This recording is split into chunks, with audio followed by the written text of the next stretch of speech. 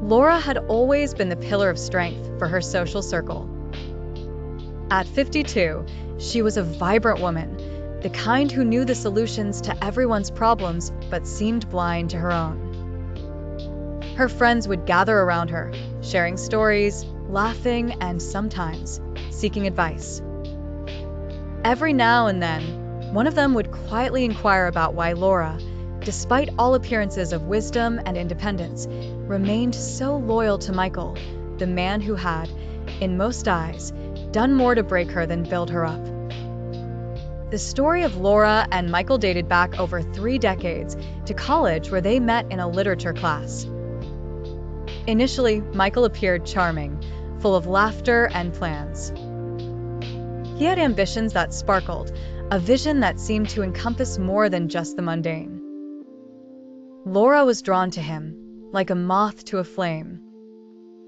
At first, their relationship seemed like the kind most people dream of: passion, excitement, and promise. But as the years passed, the cracks began to show. Michael's charm often turned cutting, and his laughter was sometimes at Laura's expense. Slowly, what had been lighthearted humor grew into a controlling demeanor. Friends noticed the subtle shift in Laura, the hesitancy in her once confident voice, the careful choice of words, and the way she sometimes seemed to be seeking Michael's approval more than just sharing thoughts. Yet, when confronted by her friends or family, Laura would defend Michael staunchly. "He's just stressed," she would say, or, "Once things settle down, he'll be back to the man I fell in love with." It was a painful cycle witnessed by those closest to her, a cycle of emotional manipulation and rationalizations. To those outside the situation, it seemed baffling. Why would a woman like Laura, a published author, a public speaker, an admired figure, be trapped in a relationship that seemed to erode her very core?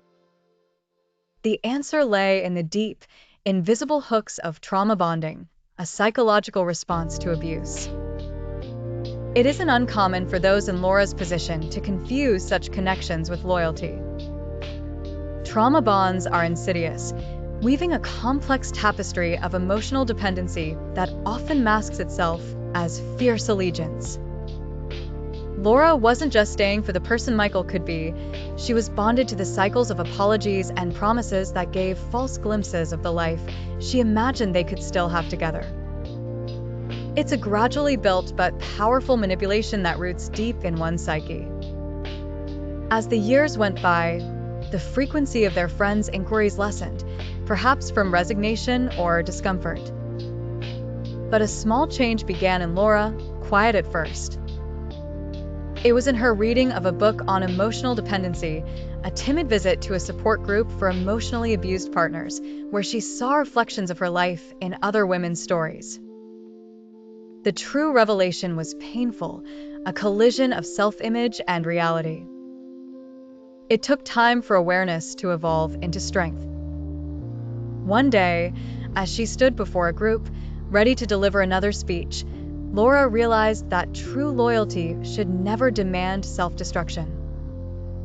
In acknowledging the trauma bond, Laura made a commitment to herself, one that sought healing, not from Michael, but from within.